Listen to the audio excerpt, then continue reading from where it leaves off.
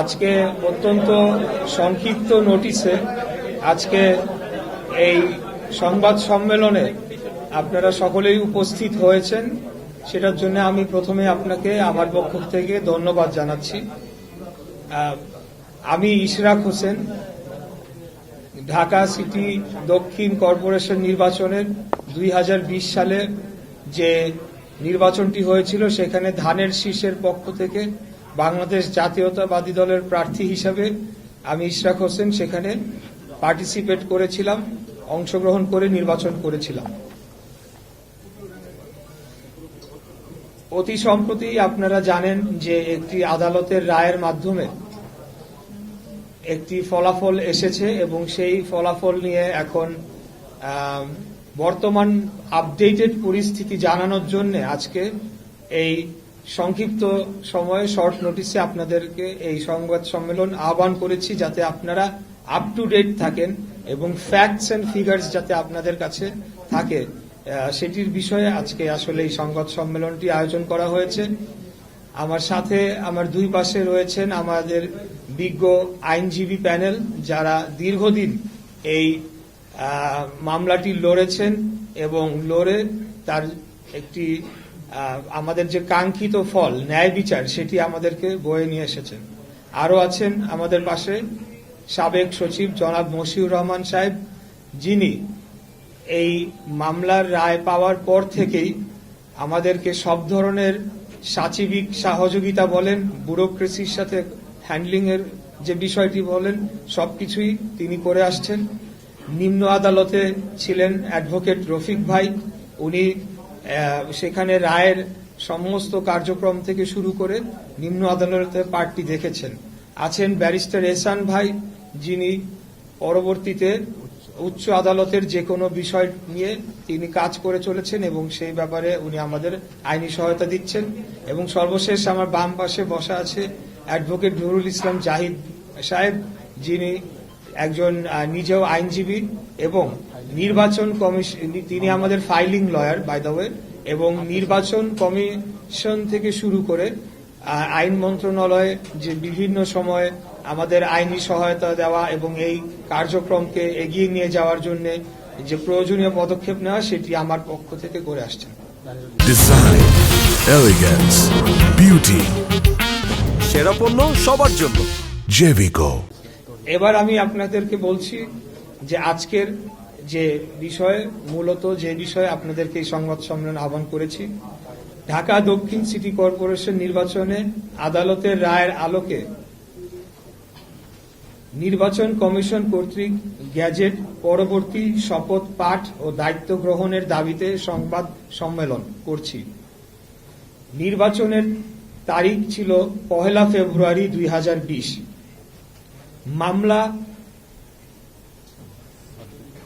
মামলা সাবমিটের তারিখ ছিল 3রা মার্চ 2020, অর্থাৎ 30 দিনের মধ্যে মামলা করার যে বাধ্যবাধকতা রয়েছে সেই বাধ্যবাধকতা মেনেই তখনই আমরা মামলাটি করেছি। এবং এই বিষয়ে আপনাদেরকে একটু বলতে চাই যে কোনো সময় কোনো ক্ষেত্রে কোনো সরকারেরও কোনো কর্তা ব্যক্তি বলেছেন যে আমরা অবৈধ নির্বাচনকে বৈধতা দেওয়ার চেষ্টা করছি। এই বিষয়টি আমরা ঘৃণাভরে প্রত্যাখ্যান করছি এই বক্তব্যটি, কারণ আমরা কোনো সময় মামলা না নির্বাচন বর্জন করে বা সেদিন কোনো ঘোষণা দিয়ে আমরা উঠে আসি নাই। নির্বাচনের শেষ সময়েও আমি বক্তব্য রেখেছিলাম যে আমি মাঠে আছি, এখনো রয়েছি, আগামীতেও থাকব। অতএব নির্বাচনের পরবর্তী সময়ে আমরা সকল সাক্ষ্য প্রমাণ সংগ্রহ করে মামলার প্রয়োজনীয় নথিপত্র জোগাড় করে আমরা সময়সীমার মধ্যেই মামলাটি দায়ের করেছিলাম, যেটি 180 দিনের মধ্যে নিষ্পত্তি করার কথা থাকলেও সেটিকে নিষ্পত্তি করা হয় নাই। তৎকালীন অবৈধ অপসারিত মেয়র তাপস তিনি আদালতকে প্রভাবিত করে এই মামলাটিকে বাতিল করার জন্য তিনি প্রেয়ার দেন, কিন্তু তখন বিজ্ঞ নির্বাচনী ট্রাইব্যুনাল সেটিকে গ্রহণ করেন নাই। এর পরিপ্রেক্ষিতে তিনি হাইকোর্টে যান, গিয়ে মামলাটিকে দীর্ঘদিন স্টে করে রাখেন। আমরা অনেক চেষ্টা সত্ত্বেও সেখানে কোনো ধরনের কিছু করতে পারি নাই, কারণ আদালত সম্পূর্ণ নিয়ন্ত্রণে ছিল ফ্যাসিবাদী আওয়ামী সরকারের নিয়ন্ত্রণে। পরবর্তীতে আমরা মামলাটির স্টে ভ্যাকেট করে আবারও ট্রাইব্যুনালে নিয়ে আসি এবং সেখানে পূর্ণাঙ্গ সাক্ষী শুনানি, যুক্তি, তর্ক, যত আইনি পদক্ষেপ অনুসরণ করা দরকার সবকটি সম্পন্ন করে আমরা রায়টি পেয়েছি। এবং এই রায় পাওয়ার মধ্য দিয়েই সেই যে অপব্যাখ্যা করা হচ্ছিল অবৈধ নির্বাচনকে বৈধতা দেওয়া, সেটা আমরা দেই নাই ভাই। অবৈধ নির্বাচনকে বৈধতা আদালত দিয়েছেন বিচারিক প্রক্রিয়ার মাধ্যমে, সেটাকে মেনে নিতে হবে। সেটা যদি কেউ মানতে অস্বীকার করে তাহলে ধরে নিতে হবে তারা আদালতকে অবমাননা করছে। এরপরের যে বিষয়টিতে আমি আসতে চাই, এই মামলার রায়ের তারিখ 27শে মার্চ 2025। 27শে মার্চ 2025-এ এই মামলার রায়টি আমরা পাই। পরবর্তীতে নির্বাচন কমিশন কর্তৃক গ্যাজেট প্রকাশের তারিখ 27শে এপ্রিল 2025। 27শে এপ্রিল 2025 তারিখে নির্বাচন কমিশন রায়ের কপিটি হাতে পাওয়ার পর তার যে বাধ্যবাধকতা রয়েছে 10 দিনের মধ্যে গ্যাজেট প্রকাশ করার, সেই গ্যাজেটটি তারা প্রকাশ করে। এখানে আরেকটা ধোঁয়াশা মাঝখানে সৃষ্টি করার চেষ্টা করা হয়েছিল, যখন আইন উপদেষ্টা বললেন যে আমাদের কাছে মতামতের জন্য পাঠানো হয়েছে, যেটি নির্বাচন কমিশনের দরকার নেই, তারা স্বাধীন সাংবিধানিক প্রতিষ্ঠান। পরক্ষণেই তিনি বললেন যে কিন্তু আমাদের মতামত না নিয়েই তারা গ্যাজেটটি করে ফেলেছে। এখন গ্যাজেটটি বা আইনি মতামতের জন্য যে ফাইলটি 5 দিন যাবৎ তার টেবিলে পড়েছিল, সেই বিষয়টি কিন্তু উল্লেখ করা হয় নাই। দ্বিতীয়ত, এখানে নির্বাচন কমিশনের একটা বাধ্যবাধকতা রয়েছে, রায়ের পূর্ণাঙ্গ কপিতে স্পষ্ট লেখা হয়েছে 10 দিনের মধ্যে গ্যাজেট করতে হবে, না হলে তারা কন্টেম্পট অফ কোর্টে পড়ে যেতে পারে। কিন্তু যখন জনগণের সামনে এভাবে উপস্থাপন করা হবে, জনগণ কিন্তু সেটাকে ভিন্নভাবে দেখবে যে আচ্ছা আইন মন্ত্রণালয়কে হয়তো তোয়াক্কা না করে কোনো ধরনের প্রভাব খাটিয়ে নির্বাচন কমিশন থেকে গ্যাজেট করানো হয়েছে কিনা, এই ধরনের একটা চিত্র দেওয়ার চেষ্টা করা হয়েছে, যেটা অত্যন্ত আমি বলবো দুঃখজনক। নির্বাচন কমিশন একটি স্বাধীন সার্বভৌম প্রতিষ্ঠান, তারা আপন গতিতে তারা নিজ সিদ্ধান্তে কাজ করে চলেছে, এই ব্যাপারে আমাদের কোনো কিছু বলার নেই। এখন সর্বশেষ যে বিষয়টি বলতে চাচ্ছি, গ্যাজেট প্রকাশের 20 দিন হয়ে গিয়েছে, এখন পর্যন্ত আমাকে শপথ গ্রহণ করানোর জন্য কোনো ধরনের পদক্ষেপ বর্তমান সরকার নেয় নাই, যেটি কিনা তাদের এখতিয়ারে পড়ে। বর্তমান সরকার বলতে স্থানীয় সরকার বিভাগকে বোঝানো হচ্ছে, যেখানে নির্বাচন কমিশন থেকে এই নির্দেশনাটি গ্যাজেট সহ স্থানীয় সরকার বিভাগে অর্থাৎ স্থানীয় সরকার মন্ত্রণালয় বরাবর পাঠানো হয়। পাঠানোর পর তারা আরেকটি যে কাজ করে, সেটিকে আইনের দৃষ্টিতে অনেকেই বলেছে এটি বেআইনি, সেটি হলো তারা পাল্টা নির্বাচন কমিশনকে চিঠি লিখে সেখানে একাধিক একটা রেফারেন্স দিয়ে বলার চেষ্টা করে যে এখানে আপিল করবে কি না। অথচ নির্বাচন কমিশন কিন্তু তার যে আইনজীবী প্যানেল রয়েছে, তার যে বিজ্ঞ আইনজীবীরা রয়েছেন এবং তার যে প্রক্রিয়া রয়েছে, সেটি সম্পন্ন করে পূর্ণাঙ্গ কমিশন মিলেই কিন্তু সিদ্ধান্ত দিয়ে গ্যাজেট প্রকাশ করে ফেলেছে। অতএব এখানে স্থানীয় সরকার মন্ত্রণালয় কি নির্বাচন কমিশনকে অলমোস্ট নির্দেশনা দিতে পারে কিনা, সেই বিষয়টি এখন প্রশ্নে চলে এসেছে। সো এখানে আমরা দেখছি যে নির্বাচন কমিশনের উপর ইতিমধ্যেই এই সরকার এক ধরনের হস্তক্ষেপ শুরু করেছে এবং সেটি আগামী জাতীয় নির্বাচনের আগে কি ধরনের প্রভাব ফেলতে পারে সেটা নিয়ে জনগণ এখন শঙ্কিত হয়ে পড়েছে। এই বর্তমান যে অন্তর্বর্তীকালীন সরকারের যে উপদেষ্টা পরিষদ রয়েছেন, এই উপদেষ্টা পরিষদের অধীনে একটি সঠিক, সুস্থ, নিরপেক্ষ জাতীয় নির্বাচন অনুষ্ঠিত হতে পারে কিনা সেটা নিয়ে জনমনে এখন শুধু সন্দেহ না, তারা এখন স্পষ্টতই দেখতে পারছে এটি সম্ভব নয়। আর আরেকটি যে কথা বলতে চাই, যে সেই ব্যাপারেও নির্বাচন কমিশনও পাল্টা উত্তর দিয়েছে যে তারা সম্পূর্ণ আইনি ব্যাখ্যা দিয়ে কোন কোন গ্রাউন্ডে কিভাবে তারা এই সিদ্ধান্তটি নিয়েছে এবং গ্যাজেটটি প্রকাশ করেছে। সেটি পাওয়ার পরে স্থানীয় সরকার মন্ত্রণালয় তারা এখন কালক্ষেপণ করার জন্য আবারও চিঠি দিয়েছে। এখন কোথায় দিয়েছে সেটা বলতে পারছি না, কেউ বলছে আইন মন্ত্রণালয় দিয়েছে, কেউ বলছে সলিসিটর অফিসে দিয়েছে, নানা ধরনের কালক্ষেপণের আশ্রয় তারা নিয়েছে। এটির মধ্যে দিয়ে স্পষ্টতই বোঝা যায় যে একটি সরকারের ভেতর একটি সরকার রয়েছে যারা এখন দলীয় আচরণ করছে, তারা একটি বিশেষ দলকে সুবিধা দেওয়ার জন্য তাদের পলিসি অনুযায়ী তারা কাজ করে চলেছে। কারণ এর মাঝে আরেকটি ঘটনা আপনারা দেখতে পাবেন যে এনসিপি থেকে একটি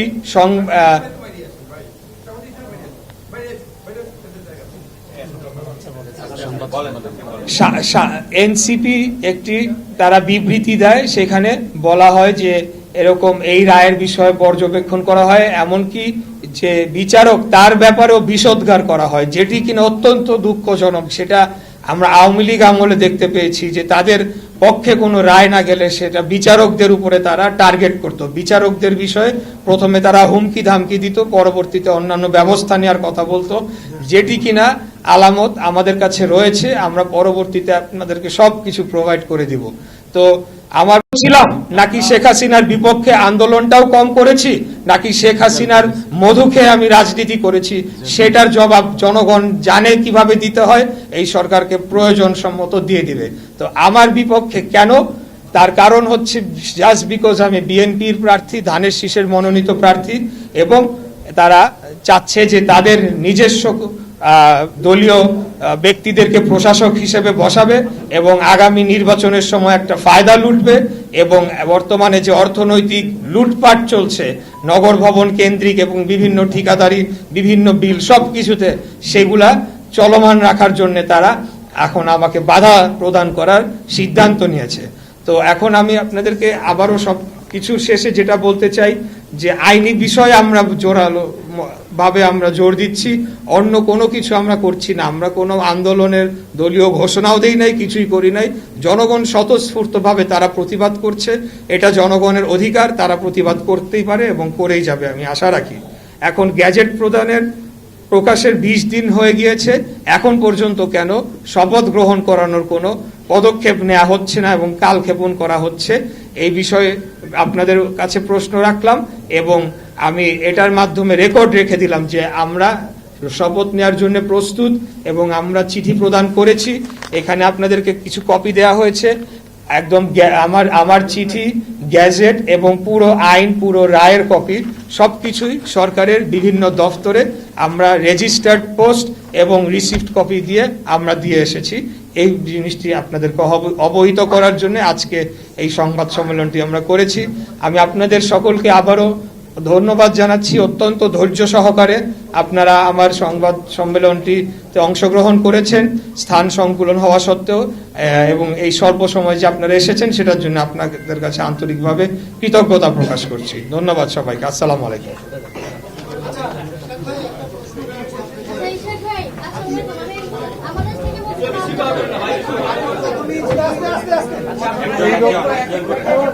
আমরা সিলেক্টেড বলেন, আমার দেশ বলেন। আমি জানতে চাচ্ছি যে আপনাদের যে মানে এই যে আপনার সমর্থকরা যে আন্দোলনটা চালিয়ে যাচ্ছে, এটা কি চলবে নাকি এটার ব্যাপারে আপনারা হ্যাঁ, চলবে, শপথ না পড়বে, ওটা তারা। এই আন্দোলনটি আমি ব্যক্তি ইশরাক হোসেন আমি সেটি আহ্বান করি নাই। এখানে আমাদের যারা ভোটার, ঢাকা দক্ষিণ সিটি কর্পোরেশনের সর্বস্তরের জনগণ এবং আমাকে যারা ভোট দিয়েছেন তারা এই সিদ্ধান্তটি নিয়েছেন এবং আমি তাদের থেকে যতটুকু জানতে পেরেছি এই আন্দোলনটি লাগাতার চলবে যতক্ষণ না পর্যন্ত দাবি মেনে নেওয়া না হচ্ছে, ততক্ষণ পর্যন্ত সর্বস্তরের জনগণ এবং ঢাকা দক্ষিণ সিটি কর্পোরেশনের কর্মচারী কর্মকর্তা বৃন্দগণ তারাও এই আন্দোলনে যোগদান দিবেন বলে আমি জানতে পেরেছি।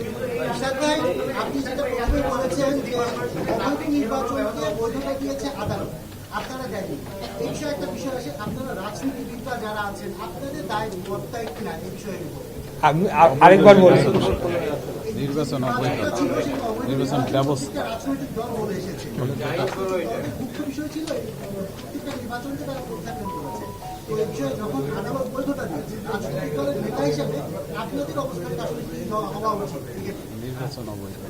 নির্বাচন অবৈধ।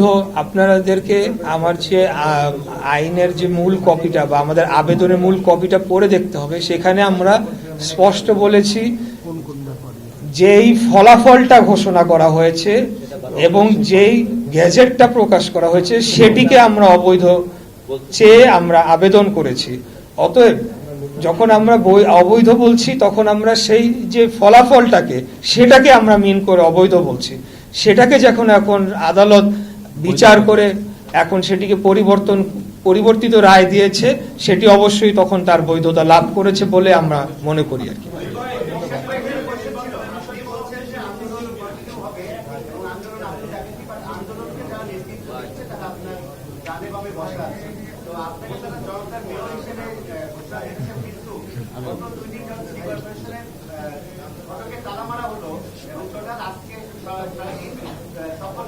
বিষয় আপনি কিছু জানেন না।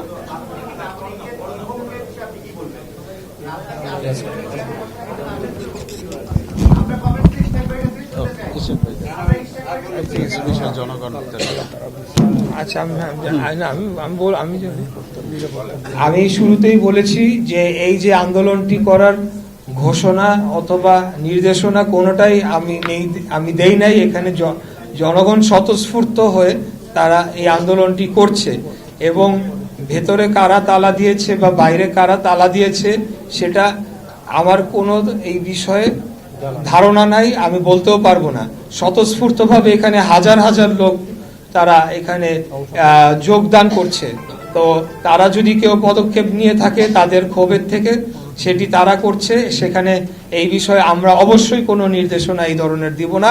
কারণ আমরা বাংলাদেশ জাতীয়তাবাদী দল বিএনপি গণতান্ত্রিক নিয়মতান্ত্রিক রাজনৈতিক ধারায় বিশ্বাসী, আমরা আইনের শাসনে বিশ্বাসী, আমরা আইনের প্রক্রিয়া সেটিকেই আমরা পার্সু করে যাচ্ছি শুরু থেকে। আপনার যে সম্মতি বিলম্বিত হচ্ছে, জনতার কথা চিন্তা করে যারা আন্দোলন করছে, সাধারণ মানুষের কথা চিন্তা করে আন্দোলনকে উইথড্র করতে বলবেন।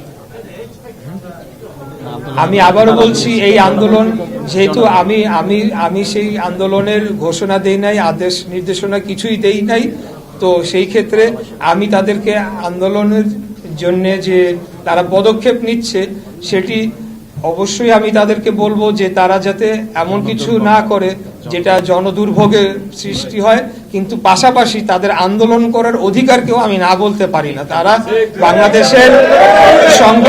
বাংলাদেশের সংবিধান অনুযায়ী এখন সবখানে যদি আন্দোলন হয়, তারা যদি আন্দোলন করে, আমি তাদেরকে কিভাবে তাদের মৌলিক অধিকার থেকে বঞ্চিত করার নির্দেশনা দিতে পারি?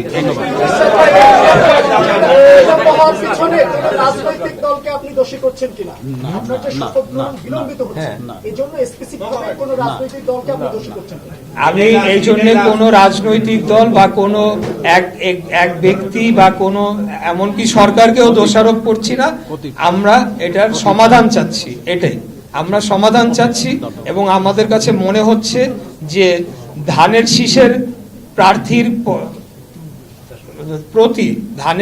প্রার্থীর প্রতি বৈষম্য করা হচ্ছে। এই মামলাটি ছিল তাপস নৌকার প্রার্থী নুরুল হুদা তাদের বিরুদ্ধে, তো তাদের পক্ষ হয়ে এখন কারা এই মামলায় বাধা দান করতে পারে? তাহলে তো তারা সেই দোসরদেরই লোক হয়ে গেল, তাই না? আমি দোষ দিব তাদেরকে, ওই দোসরদেরকে, আমি অন্য কাউকে দোষ দিব না। আমি সকল পক্ষ যারা এখানে রেসপন্সিবল পার্টি রয়েছেন সবাইকে আহ্বান জানাবো দ্রুততম সময়ের মধ্যে আপনারা রায়টি কার্যকর করেন, রায়টি বাস্তবায়ন করেন, এটি আপনাদেরকে লাস্ট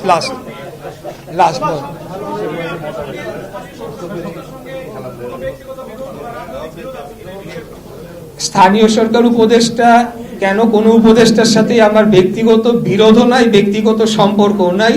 আমার তাদের 99% উপদেষ্টাদের সাথে আমার জীবনে কোনোদিন দেখাও হয় নাই, তো অতএব অবান্তর এই প্রশ্নটি। তাদের সাথে আমার দেখাও হয় নাই, পরিচয় নাই, বিরোধ তো আরো দূরের কথা।